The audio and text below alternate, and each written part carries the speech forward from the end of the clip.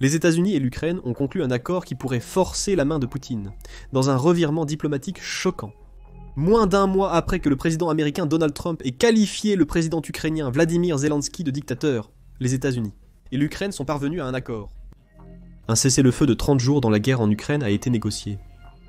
La balle est désormais dans le camp du président russe Vladimir Poutine. Il doit choisir, accepter l'accord ou subir la colère américaine. Et au moins jusqu'au 13 mars, il semble être ouvert à la possibilité d'un cessez-le-feu avec l'Ukraine. Quels sont précisément les termes du nouveau cessez-le-feu américain ? Poutine prend-il vraiment cette proposition au sérieux ? Quelles pourraient être les conséquences pour l'Ukraine, la Russie, les États-Unis et le monde entier ? Le 12 mars, Al Jazeera a rapporté que l'Ukraine et les États-Unis venaient de terminer une fructueuse réunion de 8 heures en Arabie Saoudite. Ces pourparlers de paix ont vu les États-Unis présenter à l'Ukraine un plan. En échange d'un accord de cessez-le-feu complet de 30 jours, l'Ukraine retrouverait l'accès à l'aide militaire américaine et au partage de renseignements. Les deux avaient été coupés suite à la désastreuse rencontre de Trump avec Zelensky à la Maison-Blanche fin février, ce qui a conduit la Russie à lancer une vague de nouvelles attaques contre l'Ukraine. Curieusement, Zelensky et Trump étaient absents de la réunion. Poutine, Trump et d'autres ont envoyé des représentants à la réunion saoudienne. C'était un mouvement intelligent, avec les tensions élevées entre les deux présidents, avoir des délégués pour gérer les négociations, aide à garder la réunion sur la bonne voie, sans que de grands arguments ne se déroulent devant les caméras. Représentant l'Ukraine était Andrei Yermak, qui dirige le bureau de Zelensky, le ministre de la Défense Rustam Umarov, le ministre des Affaires étrangères Andrei Sybiar et le colonel du bureau de Zelensky Pavlo Poliza. Les États-Unis ont envoyé un contingent plus petit, le secrétaire d'État Marco Rubio et le conseiller à la sécurité nationale Mike Waltz. Ensemble, ces équipes négocient un cessez-le-feu de 30 jours qui sera immédiat et de grande portée, en supposant que la Russie accepte. Dans un post sur Dix après la réunion, Zelensky a déclaré que le cessez-le-feu couvrirait tous les aspects du conflit en Ukraine. Si la Russie accepte, les attaques de missiles, drones et bombes cesseront non seulement en mer Noire, mais aussi sur tout le front. L'Ukraine et les États-Unis ont également publié une déclaration commune, mentionnant la levée de la suspension du partage de renseignements et de l'aide militaire, ainsi que quelque chose que Trump recherche depuis qu'il s'est impliqué dans les négociations de paix de la guerre en Ukraine, l'accès aux précieux minéraux de l'Ukraine. Aucun accord n'a encore été trouvé sur ces minéraux. Cependant, la déclaration commune issue de la réunion indique que l'Ukraine et les États-Unis prévoient de conclure un accord dès que possible. On présume que cet accord permettra également aux États-Unis d'investir dans l'extraction des ressources minérales de l'Ukraine, conduisant à un profit direct pour les États-Unis et créant essentiellement une garantie de sécurité grâce à la présence d'Américains à Donetsk. La déclaration commune a également affirmé que les responsables des deux parties ont discuté des efforts d'aide dans le cadre d'un processus de paix en cours, y compris l'échange de prisonniers de guerre, la libération de détenus civils et le retour des enfants ukrainiens transférés de force. Ce point est crucial pour l'Ukraine. En juillet 2023, l'Ukraine a affirmé que la Russie avait forcé plus de 700 000 de ses enfants à quitter leur foyer et à devenir essentiellement des citoyens russes. Là-bas, ils pourraient être endoctrinés pour croire à la propagande de Poutine sur l'Ukraine, perdant leur héritage ukrainien dans le processus. L'Ukraine veut récupérer ses enfants, ainsi que les milliers d'autres, qui ont probablement été expulsés de force du pays depuis. Cependant, il y a des aspects de la guerre que le cessez-le-feu proposé ne couvre pas. La déclaration conjointe ne mentionne pas le territoire. La Russie occupe actuellement environ 20% du territoire ukrainien, y compris des régions clés de Donetsk, ainsi que la majeure partie du sud du pays. Cela pourrait poser un problème pour les États-Unis et ses ambitions minérales, car 2 des plus grands dépôts de lithium de l'Ukraine sont déjà sous le contrôle russe dans l'oblast de Donetsk. L'absence de déclaration sur les questions territoriales implique une incertitude quant au sort des portions de Kursk actuellement détenues par l'Ukraine en Russie. Les États-Unis n'ont pas non plus garanti la sécurité de l'Ukraine lors du cessez-le-feu de 30 jours. Cela correspond à la politique américaine. En tant que vice-président Juris Doctor, selon le vice-président Juris Doctor Vance sur Fox News le 3 mars, pour garantir réellement la sécurité et empêcher une nouvelle invasion de l'Ukraine par Vladimir Poutine, la meilleure solution est de donner aux Américains un avantage économique dans l'avenir ukrainien. Cela concerne l'accord sur les minéraux. Si des travailleurs américains sont présents en Ukraine, les États-Unis soutiennent alors qu'ils n'ont pas besoin d'envoyer des soldats. La Russie n'oserait pas attaquer ces travailleurs, car ce serait provoquer l'ours américain. Pour ce que ça vaut, Zelensky a affirmé dans une allocution vidéo tard dans la nuit après la réunion saoudienne que des garanties de sécurité seraient convenues ultérieurement. Un accord a été conclu malgré tout. Comme l'a posté Marco Rubio sur X après la réunion, nous sommes un pas de plus vers le rétablissement d'une paix durable pour l'Ukraine. La balle est désormais dans le camp russe. Elle pourrait opposer un non catégorique au plan de cessez-le-feu. Le Conseil de l'Atlantique a suggéré que cela pourrait être le cas en décembre 2024 dans un article affirmant que Poutine ne veut pas d'un accord de paix. Il veut détruire l'Ukraine, argue l'article, soulignant que Poutine a publiquement remis en question le droit à la souveraineté de l'Ukraine pendant des années, et la voit comme un État artificiel qui devrait être sous son contrôle. Si Poutine maintient toujours ce point de vue, parler de tout type de cessez-le-feu qui ne lui accorde pas le plein contrôle sur l'Ukraine pourrait être inutile. Plus récemment, Peskov a exclu toute possibilité d'échanger du territoire avec l'Ukraine dans le cadre de pourparlers de paix ou de cessez-le-feu le 12 février.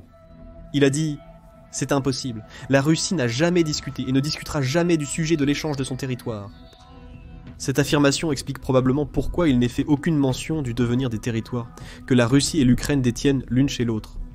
La déclaration conjointe publiée après la réunion entre l'Ukraine et les États-Unis. Pour les États-Unis, cette partie de l'accord reste négociable. Pour la Russie, rien de moins que de revendiquer au moins le territoire qu'elle occupe en Ukraine ne suffira. Un refus pour ces raisons provoquerait la colère des États-Unis pour plusieurs raisons. Comme mentionné précédemment, la Russie a ciblé Donetsk pendant la guerre en Ukraine et a réalisé des gains lents sur le territoire en 2024 et 2025. Donetsk était crucial car la région regorge de minéraux précieux convoités par les États-Unis en Ukraine. Si Poutine refuse d'accepter le nouveau accord de cessez-le-feu de 30 jours, il dit essentiellement à Trump que ces minéraux sont à lui et qu'il n'est pas prêt à négocier. Pour un négociateur comme Trump, ce serait un affront. Ce serait également un coup porté à son ambition d'être le président des États-Unis, qui a négocié une paix durable entre l'Ukraine et la Russie.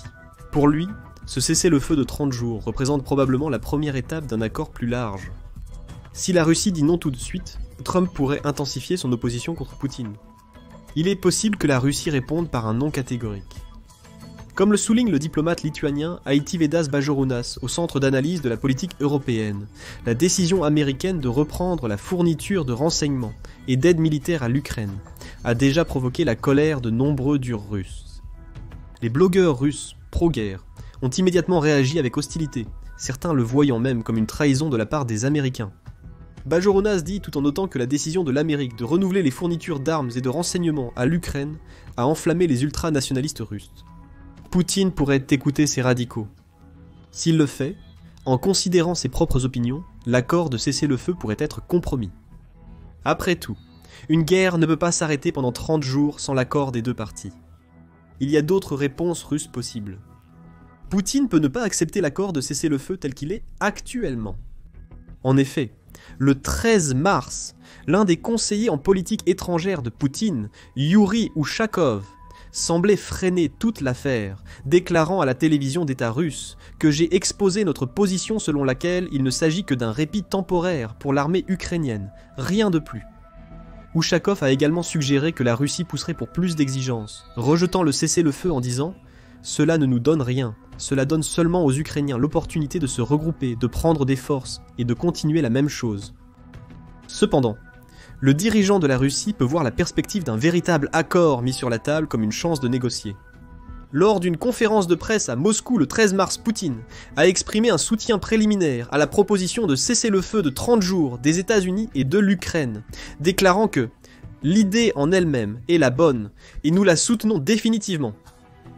Signalant une volonté de commencer les pourparlers, Poutine a également affirmé « Il y a des questions que nous devons discuter, et je pense que nous devons en discuter avec nos collègues et partenaires américains. » Les experts anticipent depuis longtemps que Poutine utilise les perspectives d'un accord pour promouvoir ses intérêts.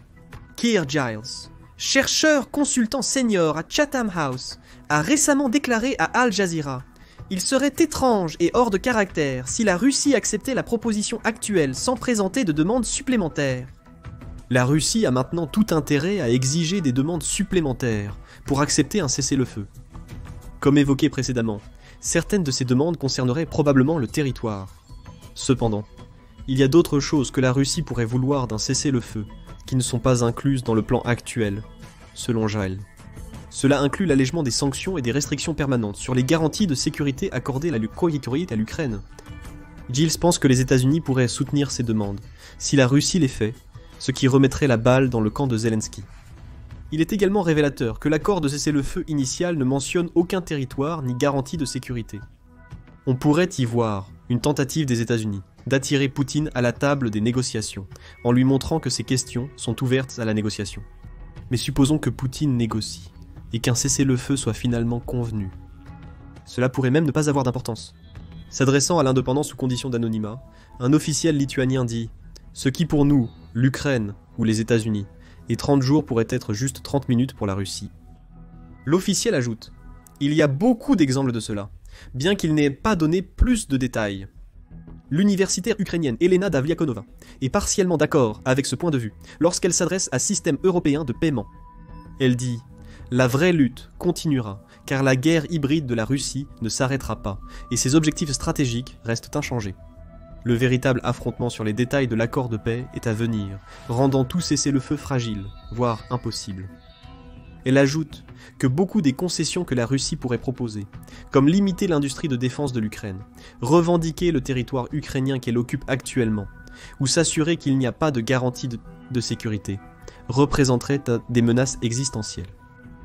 Les concessions qui affaiblissent l'Ukraine invitent à plus que l'agression russe. Ils préparent le terrain pour une guerre plus large, conclut Davliakonova. Il y a un autre joueur dans ce jeu que nous n'avons pas encore mentionné. Bayerunas souligne à Comprehensive Economic Partnership Agreement qu'un facteur crucial sera la position de la Chine. Si Pékin appuie un cessez-le-feu, elle peut pousser la Russie à s'y conformer. La Chine peut aussi considérer le rôle de médiateur partiel en Ukraine comme un moyen d'entamer un dialogue avec Trump. Début février, les États-Unis ont imposé un tarif de 20% sur tous les produits chinois, la Chine ripostant par ses propres tarifs. Le soutien de Pékin à un plan de cessez-le-feu indiquerait peut-être le désir de la Chine de négocier autour de ces tarifs. Selon Bayerunas, la Chine approuverait globalement l'approche de Trump, ce qui le rendrait plus enclin à considérer un accord commercial tout en maintenant la pression. Que signifie réellement l'accord de cessez-le-feu? La réponse dépend du pays. Pour les États-Unis et Trump, cela serait une victoire pour l'approche souvent chaotique adoptée par l'Amérique dans ses efforts pour amener l'Ukraine et la Russie à négocier. Trump aura également réussi à négocier un accord dans lequel il ne fournit aucune garantie de sécurité à l'Ukraine, bien que ces garanties soient implicites dans l'accord proposé sur les minéraux. Cet accord donnerait aux États-Unis une participation future dans les réserves minérales, pétrolières et gazières d'État de l'Ukraine. Pourrait aussi célébrer le cessez-le-feu, première étape vers un avenir économique plus florissant. Cependant, il y a des obstacles potentiels. Le refus de la Russie du cessez-le-feu dans sa forme actuelle soulève des questions intéressantes pour les États-Unis, selon l'auteur et analyste britannique Edward Lucas. S'adressant à Système européen de paiement, il souligne que la Russie est en train de gagner la guerre en Ukraine, bien qu'elle paie un prix énorme. Elle a perdu plus de 890 000 personnes à cause de la mort ou des blessures, selon le ministère des Finances de l'Ukraine, mais elle occupe environ un cinquième de l'Ukraine en conséquence. L'Ukraine manque de soldats, et la Russie non, dit Lucas. Jusqu'où Donald Trump est-il réellement prêt à confronter la Russie? La chance est petite, mais pas nulle, qu'il se sente tout aussi piqué par le rejet de Vladimir Poutine qu'il l'a été par l'argumentation de Volodymyr Zelensky. Lucas semble prétendre qu'un refus russe du cessez-le-feu pourrait entraîner une réponse américaine. Trump a menacé d'imposer plus de sanctions contre la Russie suite à ses attaques en Ukraine, après avoir coupé l'aide militaire et du renseignement américain. Le refus de Poutine de jouer le jeu comme Trump le souhaite pourrait être un coup pour l'ego de Trump, et ce coup pourrait être suffisamment fort pour convaincre les États-Unis de fournir encore plus de soutien à l'Ukraine si le cessez-le-feu n'a pas lieu. Trump a déjà fait la menace de sanctions. Le 12 mars, il a menacé de dévaster l'économie de la Russie si Poutine refusait le cessez-le-feu de 30 jours. Comme l'a dit Rubio, la balle est dans le camp de Poutine, et si elle était renvoyée aux États-Unis et en Ukraine, nous pourrions assister au début d'un conflit plus large et plus long. L'auteur et analyste français Nicolas Stenzer suggère que les États-Unis pourraient jouer un jeu plus long. S'adressant à un système européen de paiement, il met en garde contre un enthousiasme excessif. Même si l'administration Trump a pu être sensible aux accusations de trahison, elle n'a aucune raison d'abandonner son alignement idéologique avec la Russie de Poutine, affirme Stenzer. L'auteur croit également que les États-Unis, une position plus favorable envers la Russie pourrait être adoptée si le cessez-le-feu mène à de nouvelles négociations. Washington continuera probablement à exiger, s'il y a de nouvelles négociations, la cession du territoire souverain de l'Ukraine, ajoute Tenzer. Cela fait des États-Unis une sorte de joker. Pour l'instant, il renvoie la balle à Poutine au nom de l'Ukraine. Mais si Tenza a raison, il pourrait aussi passer de l'autre côté du terrain, si Poutine se montre ouvert à la négociation et que l'Ukraine refuse de céder du territoire. En parlant de l'Ukraine, que signifie ce cessez-le-feu pour le pays en difficulté de Zelensky ? Il a remporté une victoire majeure en convainquant les États-Unis de lever leur suspension sur l'aide et le partage de renseignements. La British Broadcasting Corporation rapporte que ces reprises verront les États-Unis. L'aide militaire revenir en Ukraine à un rythme d'environ 2 milliards par mois. La récupération des données de renseignement permet à l'Ukraine de cibler les positions russes, d'anticiper les attaques de Poutine et de renforcer ses défenses.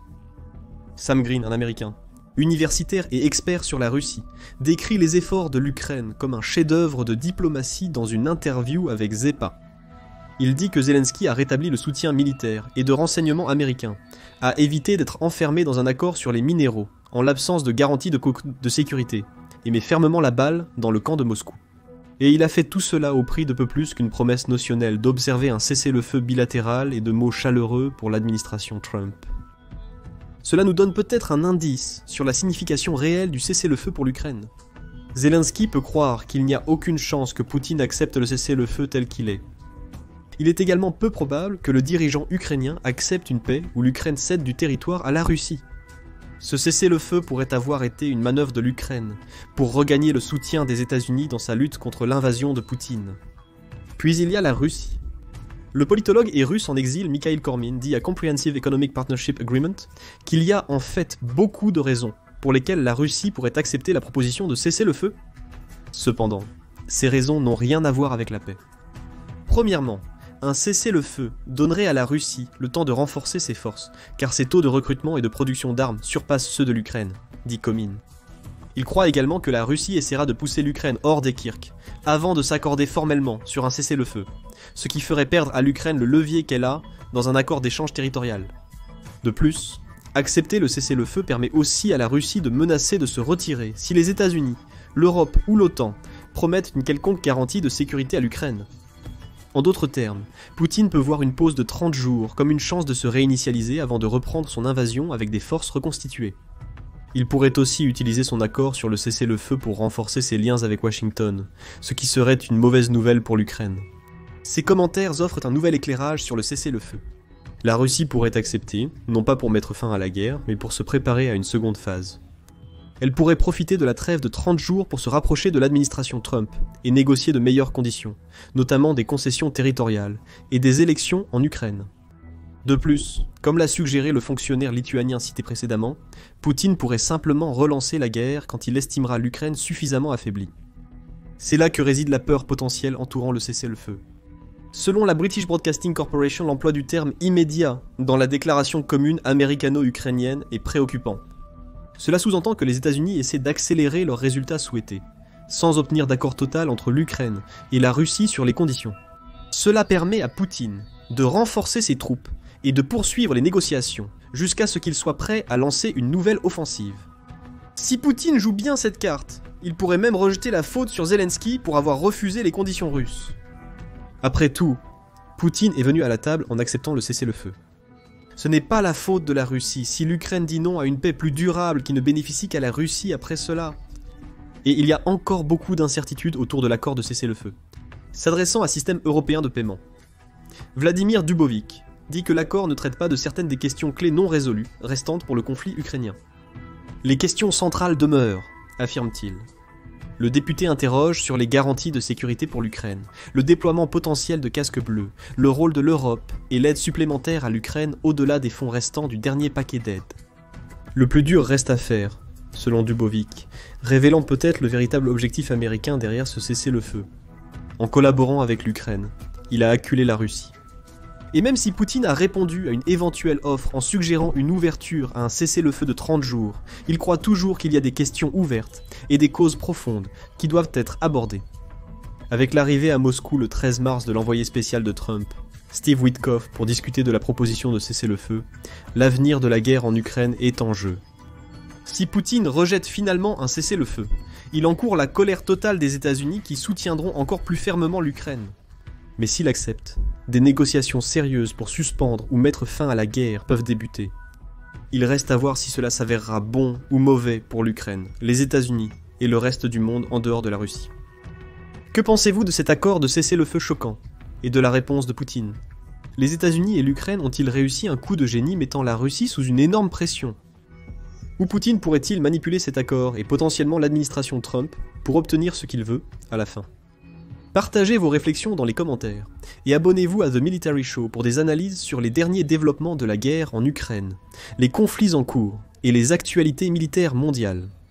Nous sommes une source véritablement indépendante qui s'efforce de vous apporter les informations les plus précises et les plus récentes possibles, et nous apprécions sincèrement votre soutien.